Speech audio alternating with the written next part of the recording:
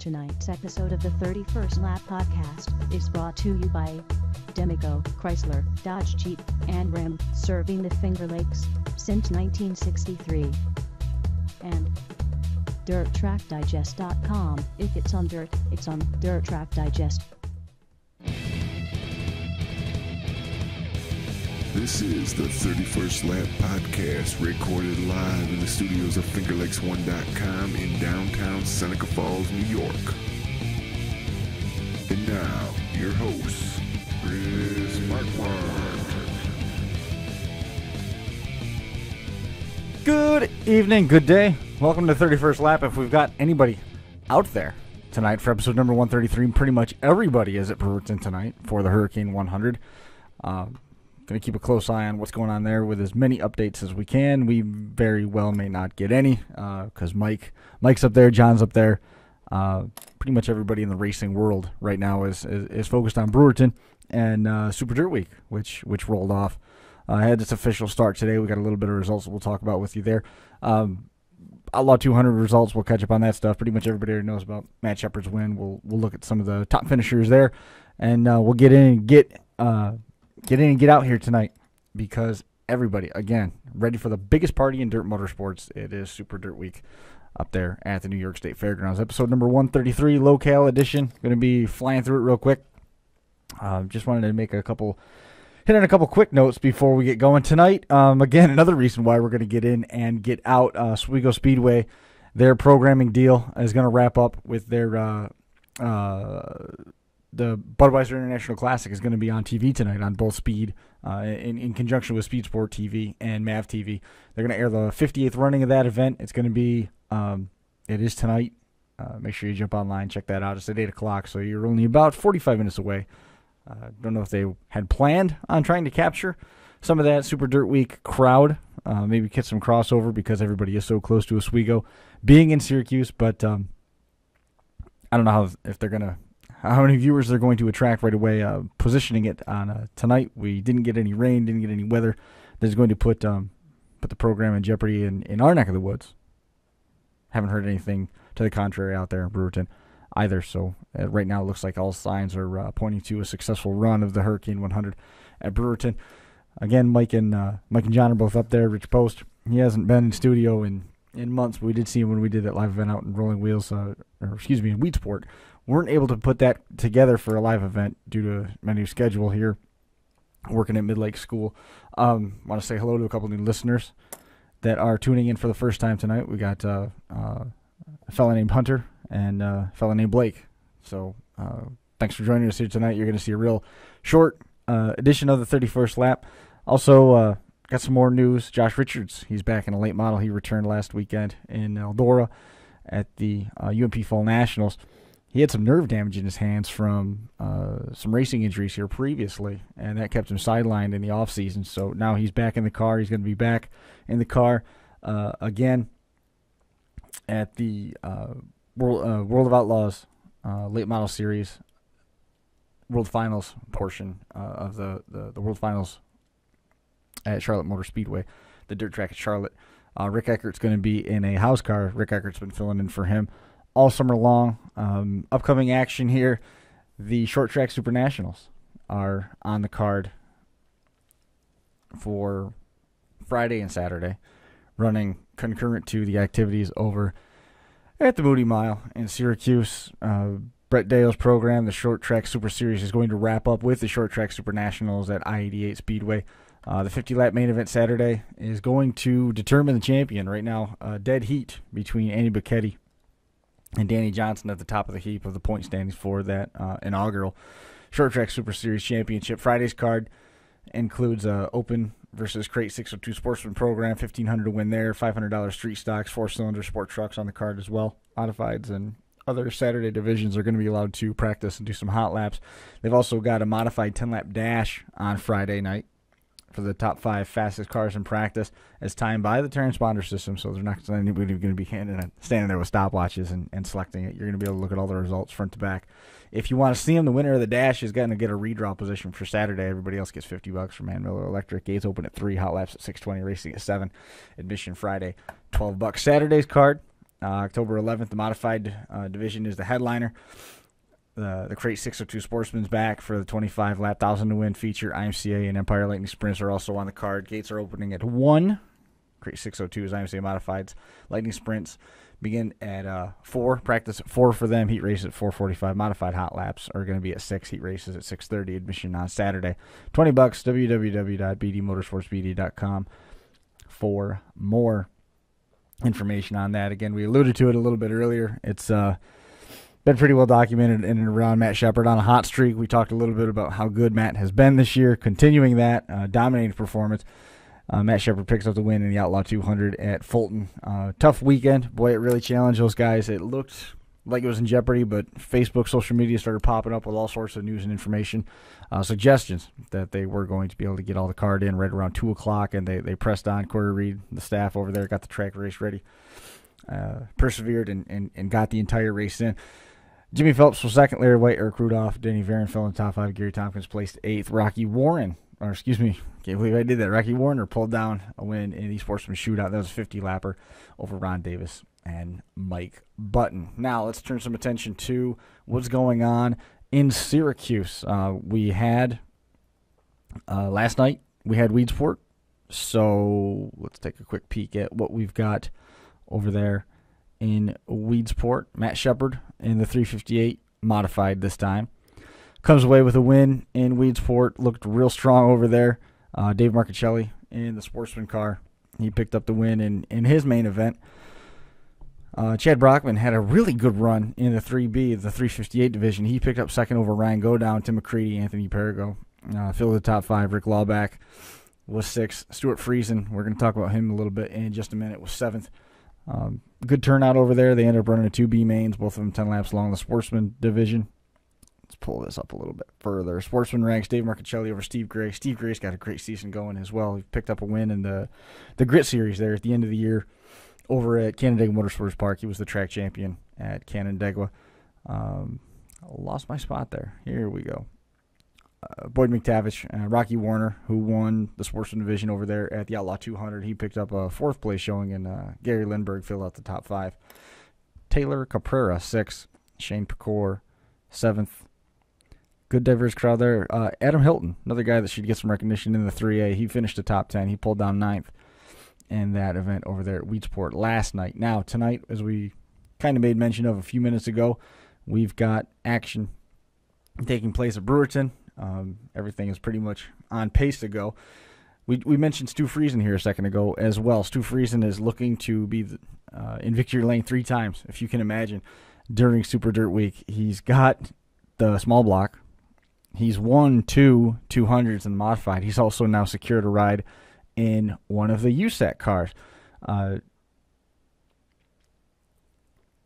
Lost my spot again here. I had all these notes and stuff put together, but I didn't figure out how to read them here. Let's regroup here a little bit. And this is an all New York Silver Crown team. The car is owned by Fred and Gloria Gormley. Albany native Rob Hart is going to be the crew chief, and Tom Bliss, who used to run with the SS, and he's right from Central New York, he is going to be sort of the team manager. So Stu Friesen going to be getting into one of the USAC cars. Those cars are scheduled to be rolling in tomorrow morning.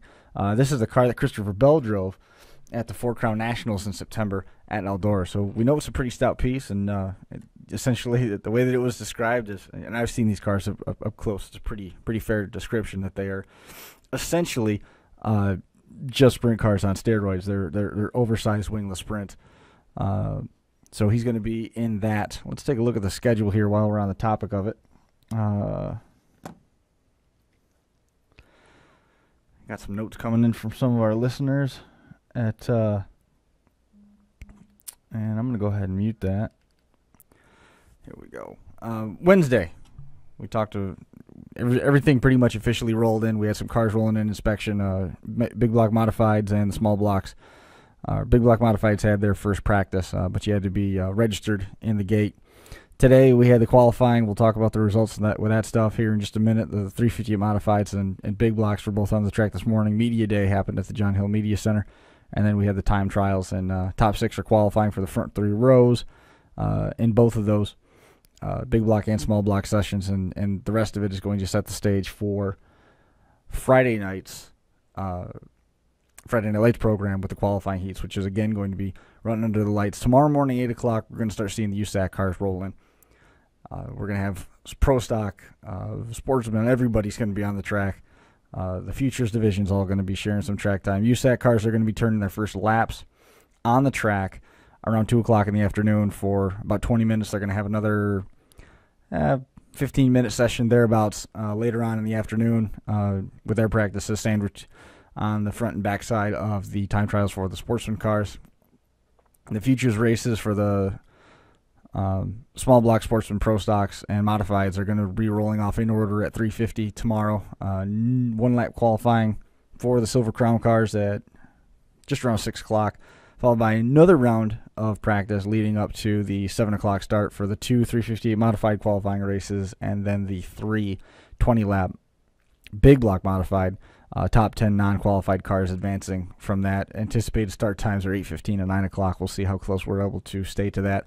And then attention Friday night is going to turn from Syracuse over to the first night of the Short Track Super Nationals, which is the working man's season-end championship. Saturday's card, 358 modified final practices at 9:30.